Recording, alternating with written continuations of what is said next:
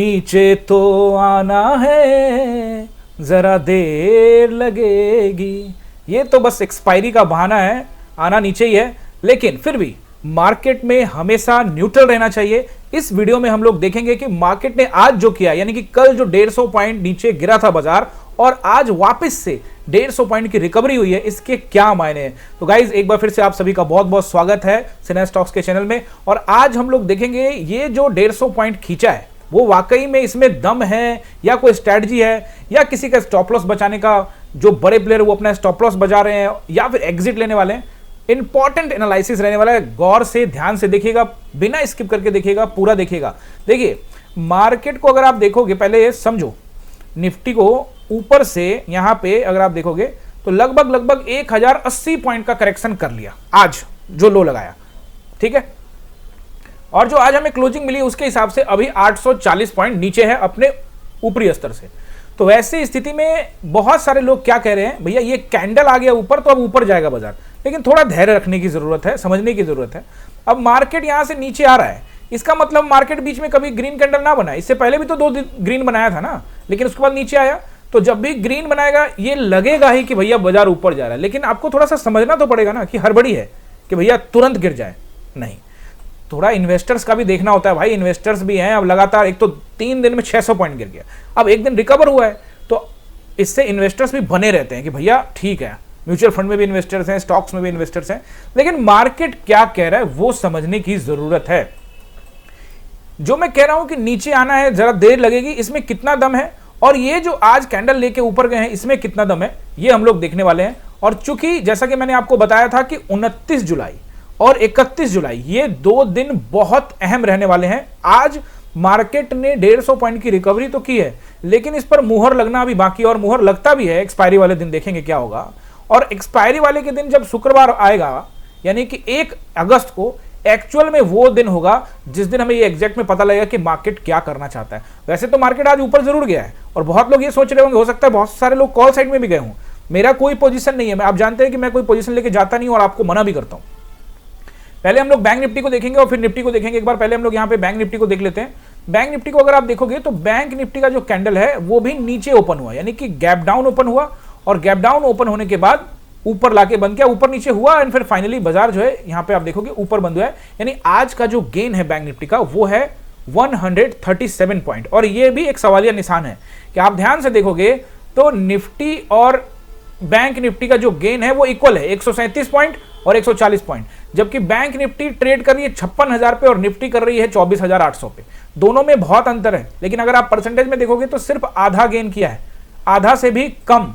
आप ये देखिए यहाँ पे अगर आप देखोगे तो 0.57 और यहाँ 0.24, यानी आधा से भी कम गेन है। इसलिए आपको थोड़ा सा समझदारी दिखानी पड़ेगी। बाजार ने एक ग्रीन कैंडल बनाया, इसका रेस्पेक्ट जरूर है, लेकिन ऊपर कितने सारे रेसिस्टेंस है वो देखना बहुत ज्यादा जरूरी है। ये समझ लेना कि एक ग्रीन कैंडल से मार्केट ऊपर जा रहा है ये सही नहीं है।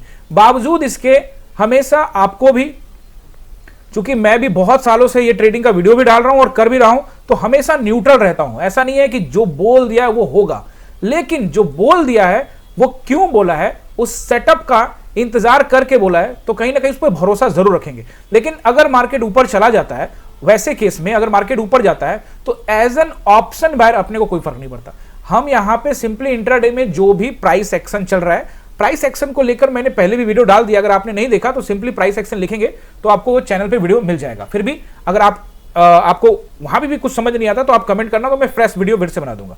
कुछ लोगों ने ये भी कमेंट किया था कि स्ट्राइक प्राइस का वीडियो आप दोबारा बना दीजिए, तो स्ट्राइक प्राइस का वीडियो जल्द ही दोबारा आ जाएगा। आप लोगों ने कमेंट किया, इसलिए मैंने कहा कि अगर कुछ रह जाता है, कुछ छूट जाता है, या जो कुछ सीखना चाहते हैं जो आपको भी नहीं पता है, वो आप कमेंट कर दीजिएगा। वैसे तो बहुत सारे वीडियो पुराने ऑलरेडी मैंने डाल रखे हैं, लेकिन फिर भी कोई वीडियो रह जाता है, छूट जाता है, तो आप कमेंट करिए, मैं वो वीडियो डाल दूंगा। बैंक निफ्टी का पहला रेसिस्टेंस नोट करिए। देखिए बैंक निफ्टी को अगर आप देखोगे तो 56,222 हाई जो लगाया है वो 56,300। कल मैंने आपको कहा भी था कि 56,300 पहला रेसिस्टेंस रहेगा क्लोजिंग के बाद, ठीक है ना, कल जो क्लोजिंग हुई थी।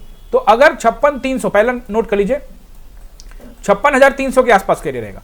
अगर 56,300 के ऊपर जाता है तो फिर हमको नोट करना है 56,527 का एरिया और 56,727 का एरिया।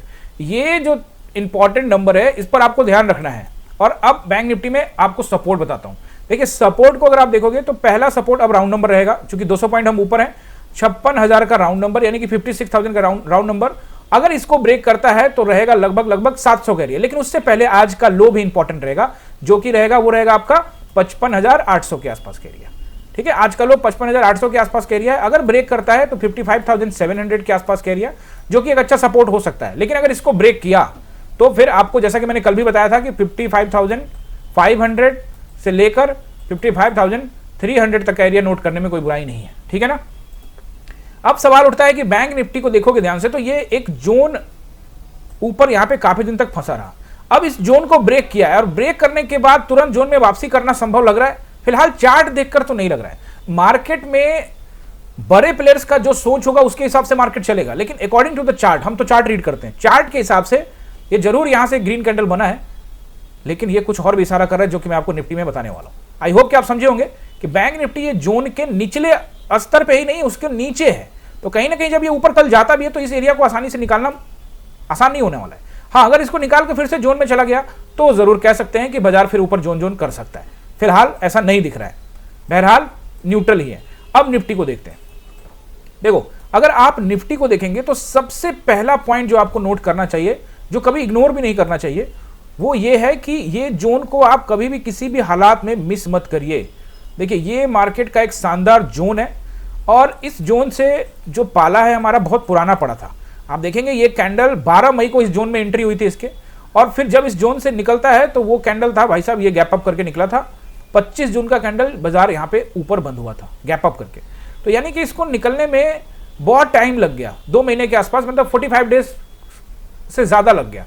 और उसके बाद बाजार ऊपर गया और निकलने के बाद भी आप देखेंगे ज्यादा दिन तक ऊपर नहीं रहा, 1 2 3, और उसके बाद से उतरना ही शुरू हो गया। तो अब ऐसी स्थिति में जब आप देखोगे यहां से लगभग जुलाई से, और आज जुलाई अब 1 2 दिन में खत्म हो जाएगा, नहीं महीना का आप मान लो 22-23 कैंडल होंगे, 20-22 कैंडल होंगे। तो ये जो जितने कैंडल्स हैं ये जुलाई से ही उतरना शुरू हो गया है और हम इस जोन में आ गए हैं। तो अब ये कंडीशन बनना, मैं ग्रीन की बात कर रहा हूं, आज जो ग्रीन कैंडल बना है, क्योंकि ग्रीन कैंडल बनते के साथ में दिमाग में यह लग जाता है कि भैया आप तो बाजार ऊपर जाएगा।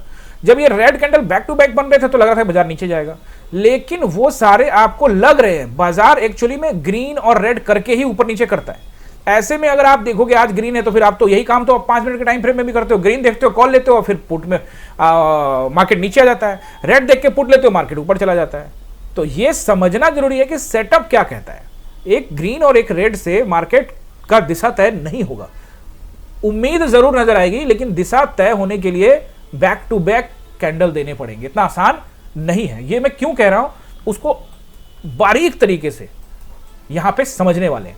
और इसको समझने से पहले आप सभी से रिक्वेस्ट कि भैया चैनल पे अगर नए हो, पहली बार आए हो, तो काम का चैनल है, क्योंकि यहां पे मैं सिंपली चार्ट रीडिंग करता हूं, कोई तामझाम नहीं, कोई जंजाल नहीं नजर आएगा आपको इंडिकेटर का। Simply chart reading, candle sticks को पकड़ो, सपोर्ट रेसिस्टेंस देखो, ट्रेड करो, जो एक्चुअली में इंपॉर्टेंट भी है। तो आप फॉलो करके यहां पे क्या करेंगे, यानी सब्सक्राइब करिए और बेल आइकन को प्रेस कर दीजिए। और गाइज, आप सभी का एक बार फिर से, जैसा कि मैं हमेशा कहता हूं, आप लोगों ने बड़ा साथ दिया है। इस वीडियो में भी आप लोग 100 लाइक और कम से कम 50 कमेंट तक जरूर लेके जाइए। और अब आ जाते हैं वापस हम लोग कि बाजार, ये ग्रीन कैंडल के क्या मायने हैं, इसको हम लोग ध्यान से समझते हैं। सबसे पहले तो हम यहाँ पे इस, देखो ये तो एक जोन था ही नीचे, है ना, 45 दिन का। अब यहां से यहां एक जोन है, ध्यान से देखो, यहां से यहां का एक जोन है। एक काम करते हैं, नीचे वाले जोन को यहां से हटा देते हैं, फिलहाल डिलीट कर देते हैं, ठीक है। तो अब यहां पे देखोगे तो यहां से यहां का एक जोन बना हुआ है, बाजार ने जोन बनाया हुआ है, और इसके अंदर में आप देखोगे तो 9 कैंडल, यानी कि 9 दिनों तक इसके अंदर में था, और फिर इसको ब्रेक किया है। और जब ब्रेक किया है तो आप चाहते हैं कि एक ग्रीन बना और अगले दिन आप ये भी चाहते हैं कि फिर से उठे और वापस जोन में चला जाए, या फिर इसको निकाल दे, तो जल्दबाजी हो जाएगी। नहीं, अभी ये जब जोन टूटा है तो जोन का निचला हिस्सा कायदे से, अकॉर्डिंग टू द चार्ट, ये रेसिस्टेंस एरिया होना चाहिए। मतलब हम जहां पे आज खड़े हैं वो तो खुद एक रेसिस्टेंस एरिया है, बावजूद उसके ऊपर भी रेसिस्टेंस एरिया है। यानी ये कह देना कि अब बाजार ऊपरी दिशा में जा रहा है, या कोई न्यूज चैनल वाला आपको ऐसा बोल रहा है, या कोई भी ऐसा बोल रहा है, तो साफ साफ आप यहां चार्ट पर देखने का कोशिश करिए। और सपोर्ट एंड रेसिस्टेंस किस तरह से काम करता है, इसका ऑलरेडी एक वीडियो डाल दिया है। वो वीडियो आप हमारे चैनल में लिखेंगे सपोर्ट एंड रेसिस्टेंस, तो वो वीडियो आ जाएगा आपके सामने। वो वीडियो देखने के बाद सपोर्ट एंड रेसिस्टेंस किस तरह से काम करता है, चाहे वो 5 मिनट में हो, चाहे आप ऑप्शन बायर हो, चाहे आप स्टॉक में बाइंग कर रहे हो, 1 डे टाइम फ्रेम देख रहे हो, what ever the time frame, it doesn't matter, वो वीडियो आपके काम का है, जरूर जाके देखिए। और मैं आज वो एंड स्क्रीन में, यानी जब वीडियो लास्ट में आएगा तो आपको वो दिख जाएगा, ठीक है ना। तो ये 9 दिनों के कैंडल को निकालने के बाद बाजार नीचे आया है और आज एक कैंडल ने खींचा है। इस कैंडल के क्या क्या पॉजिटिव मायने हैं वो देखेंगे और क्या क्या ऊपर से नीचे आने की संभावना बनती है वो क्या क्या रहेगी वो देखेंगे। पहला बात जो पॉजिटिव है उसको ध्यान रखना है कि कल के कैंडल के बॉडी को इंगल्फ किया है, ये एक प्लस पॉइंट है, ठीक है, लेकिन ऊपर एक रेसिस्टेंस है, इसमें भी कोई दो राय नहीं। दूसरा, जैसा कि मैंने आपको बताया था कि ये जो कैंडल है 19 जून का, उसका स्टॉप लॉस ये कैंडल का लो हो सकता है, 4 जून के कैंडल का लो, या फिर ये 13 जून कैंडल के लो हो सकते हैं। तो फिर वो अपने स्टॉप लॉस को बचाने का कोशिश करेगा। दूसरा, मैंने आपको एक चीज और बताया था कि हो सकता है कि ये जो 19 जून का कैंडल है इसका स्टॉप लॉस कहां पे होगा, 24,580 से 600 के बीच बीच में। तो 600 की टेस्टिंग तो कर दिया, आज आप लो देखोगे तो 600 से 2 पॉइंट नीचे भी गया था और फिर वहीं से ऊपर फेंका है। तो इसका मतलब 580 के आसपास स्टॉप लॉस होगा, या उससे नीचे हो सकता है, या हो सकता है कि यहां पे हो, लेकिन इसके नीचे ही है, ये तो अब कंफर्म है। अब दूसरा बात यह है कि पॉजिटिविटी की बात जो मैं कर रहा हूं, पहला तो इंगल्फ किया, ये एक पॉजिटिव पॉइंट है। दूसरा कि अगर ये जो बायर्स है, मैंने आपको पहले भी याद होगा, जो वीडियो पुराने देख रहे हैं उनको पता होगा, मैंने कहा था कि इसके कलेजे में कितना दम है, टेस्टिंग कर देना चाहिए, कर दिया है टेस्टिंग, लेकिन क्या इसके लो को टेस्टिंग करने का इरादा रखता है बाजार। पॉजिटिव पॉइंट समझा रहा हूं, अगर मान लीजिए कि ये बायर्स पूरी तरह से मार्केट को कंट्रोल करना चाहते हैं तो फिर ये यहां से इनको उठाकर, पॉजिटिव समझा रहा हूं, अभी नेगेटिव वाली बात नहीं बोली, नीचे वाली बात नहीं, ऊपर के लिए, तो यहां से ये धक्का मार के और ऊपर ले जाएंगे। लेकिन अब सवाल ये है कि जब इसको यहां से वहां लेके गए और जब ये नीचे आए तो फिर यहीं से ऊपर लेके जा सकते थे, लेकिन यहां तक लाने के बाद फिर नया सोचना थोड़ा सा सवालिया निशान है। तो दो पॉजिटिव बात तो आपको मैंने समझाई कि एक तो इंगल्फ कर रहा है, दूसरा इसका स्टॉप लॉस है, इस वजह से ये ऊपर जा सकता है। अब पॉजिटिव बात के अंदर में दूसरी बात डालते हैं कि अगर ऊपर जा सकता है तो कहां तक।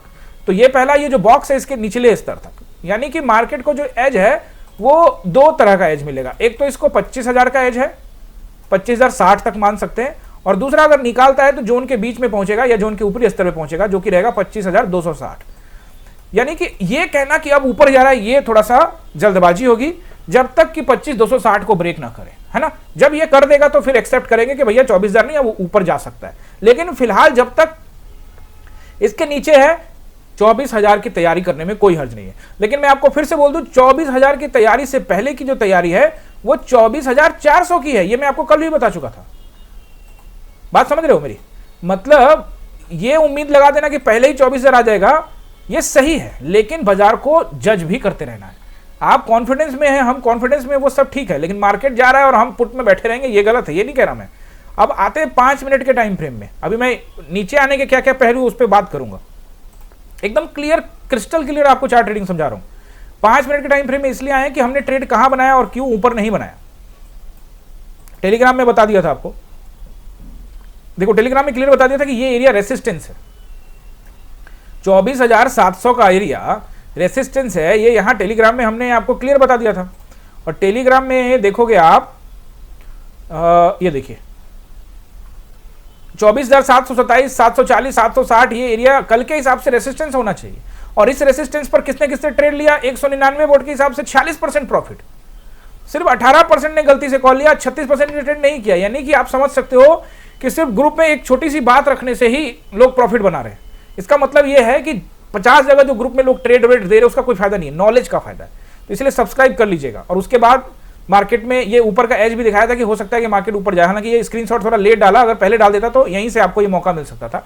बट मैंने ये भी कह दिया था कि इसमें मेरा कोई पोजीशन नहीं है, क्लियर कट, क्योंकि मैं कॉल साइड में नहीं गया। क्यों नहीं गया, दो बातें, पहला तो एक्सपायरी का दिन था, दूसरा मैंने यहीं से यहां तक का पैसा बना लिया था, ये यहां तक का पैसा हमारा बन चुका था, that's it for the day. अच्छा पैसा था, हमने एक्सेप्ट कर लिया। अब जब यहां से मार्केट यहां से जा रहा था तो हम यहां से ट्रेड करना चाह रहे थे, लेकिन चूंकि एक्सपायरी है हमने सोचा कि वेट करते हैं, और उसके बाद मार्केट ने क्या किया, मार्केट अप ट्रेंड ले गया। अब आप ध्यान से देखोगे ये जो मार्केट का अप ट्रेंड है आसानी से पैसा देने वाला अप ट्रेंड नहीं है। आप ध्यान से देखोगे मार्केट ऊपर गया, फिर एक रेड, फिर यहां ऊपर गया, फिर रेड, यानी ये पैसा खत्म कर देता है, फिर यहां जोन, फिर यहां से खींचा, यानी आप यहां बैठ जाते और बैठे बैठे रहते तो आपको पैसा मिलता है। लेकिन आप बीच बीच में ट्रेड बनाते तो ये आपको नहीं करने देता ट्रेड। ये देखिए ऊपर ले गया, फिर तुरंत नीचे लाया पूरा, फिर ऊपर ले गया। तो ये क्या कर रहा है, मार्केट जो है थोड़ा थोड़ा रेड बना के लोगों के पैसे खा रहा है। और कोई यहां के आसपास में गया होगा तो भैया यहां से यहां तक का अगर बुक नहीं किया होगा तो फिर ये देखो यहां से वो निकाल दिया उसको। बात समझ रहे हो ना? तो मार्केट कॉल साइड में ऐसा भी नहीं कि तूफान पैसा दे दिया, हाँ उनको जरूर दिया होगा जो नीचे ही पकड़ के बैठ गए होंगे, मैंने इसमें पोजीशन नहीं बनाया। आई एम नॉट एक्सपेक्टिंग कि मार्केट को ऊपर जाना चाहिए।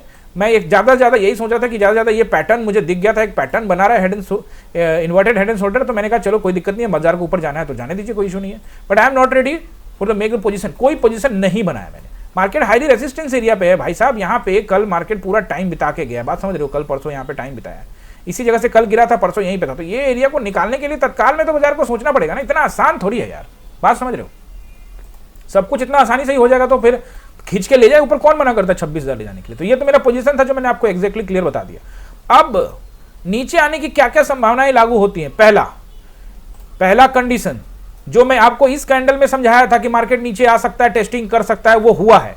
अब दूसरा कंडीशन जो यहां पे इसका तो हो गया, अब इस वाले कैंडल का, ये जो 13 जून का कैंडल है, इस कैंडल के अगर मार्केट, ध्यान से समझो, अगर इस कैंडल में दम होता तो ये यहां से वहां ले गया, और ज्यादा दम होता तो यहीं पे कहीं ऊपर खींच लेता, और अगर मान लेते अभी भी दम बरकरार है तो यहां से खींच लेगा। लेकिन एक चीज और है जो नीचे लाने के लिए कह सकता है, वो ये कि अगर ये अपना पोजीशन को इनको भी लग गया, भाई क्या होता क्या है कि जब बाजार ऊपर रहता है तो सब सिक्योरिटी रहती है, लेकिन जब नीचे आ जाता है तो फिर ये लोग किसी तरह से अपना स्टॉप लॉस को काटने के लिए, मेरा स्टॉप लॉस हिट हो उससे पहले हम एग्जिट कर दे, उससे मार्केट में पैसा लगा के ऊपर ले जाते हैं। एग्जैक्टली जो मैंने आपको इस दिन कहा था 21 जुलाई को कि थोड़ा ऊपर ले जाएंगे और धीरे धीरे बेच देंगे, 3 दिन में बेच दिया। तो ये एक बात है जिससे ये मार्केट आपको कल भी हो सकता है कि यहां ऊपर दिखे और फिर यहां से गिरे, ऐसा हो सकता है। दूसरा जो पॉइंट है जो इससे नीचे आने की संभावना बढ़ती है, वो कि आज का गेन एक्सपायरी वाले दिन का गेन है, और एक्सपायरी वाले दिन बाजार को ऐसे ही घुमाया जाता है जैसे आप ध्यान से देखो, बैंक निफ्टी उतना नहीं गया है, निफ्टी में खाली खरीदारी हुई है, बात समझ रहे हो। तो थोड़ा सा अलर्ट रहना है। मैं ये बिल्कुल भी नहीं कहता कि जो मैं कह दूंगा वही मार्केट में होगा, या फिर आप कमेंट कर दो कि सर आप जो बोल रहे हो रहा है, ठीक है, आप कमेंट करते हो बहुत अच्छी बात है, लेकिन अति उत्साहित नहीं होना, ओवर कॉन्फिडेंस नहीं होना है, बहुत ज्यादा जरूरी है। कमेंट करने के लिए आप सभी का बहुत बहुत धन्यवाद, हौसला अफजाई करने के लिए बहुत बहुत धन्यवाद, लेकिन आपको जो चीज समझनी है उस पर कभी भी कॉम्प्रोमाइज नहीं करना है। इस कैंडल को 13 जून के कैंडल को आप चाहो तो मार्क कर लो, अपने कंप्यूटर के अंदर में घेर के रख लो, सेव कर लो।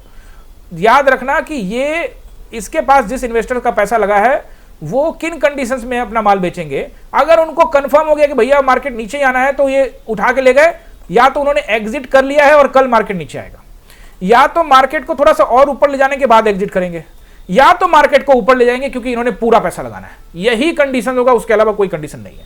चूंकि मार्केट को ऊपर ले जाना है तो अब चूंकि रेसिस्टेंस से लड़ना पड़ेगा, यानी सिर्फ इनके दम से नहीं होगा, फ्रेश बायर्स भी चाहिए। तो क्या फ्रेश बायर्स इस जगह पर बाइंग करने के लिए रेडी है या नहीं रेडी है, यह समझना बहुत जरूरी है। इस बीच में अमेरिका में 1 तारीख से कई तरह के जो बात आएंगी सामने टैरिफ को लेके, वो सब चलता रहेगा, वो न्यूज ये सब सही है। चार्ट को पकड़ो, चार्ट आपको खुद ही बता देगा क्या करना है। ऐसा मैं बिल्कुल भी ये कहने को तैयार नहीं हूं कि मार्केट एकदम डाउन साइड की तरफ है और पक्का ही इसको नीचे तोड़ के चला जाएगा, ये कहना सही नहीं है।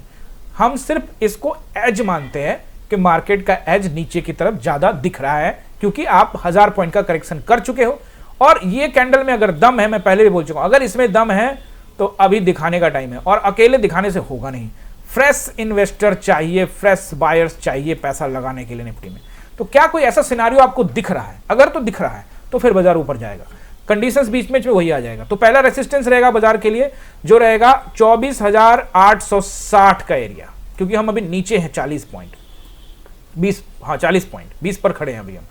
24,860 को ब्रेक करता भी है तो 24,880 भी इंट्राडे में आपको रेसिस्टेंस रहेगा, और फिर उसके बाद 24,880 को निकालता है तो 24,960 भी बहुत तगड़ा रेसिस्टेंस रहेगा, और फिर 25,000 का रेजिस्टेंस रहेगा। यानी कल के लिए इतना ही काफी है। 25,000 को भी मार्केट अगर कल निकालता है तो फिर क्या ही कहने हैं, फिलहाल मुश्किल लग रहा है, तो यहां तक का ठीक है।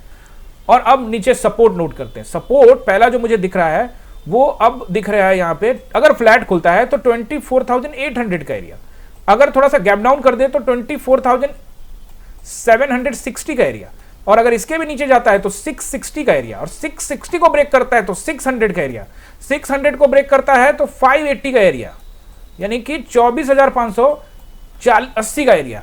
ये आखिरी कील हो सकता है, समझ रहे हो मेरी बात। अगर इसको भी तोड़ देता है तो फिर इसका स्टॉप लॉस हिट होने की संभावना है।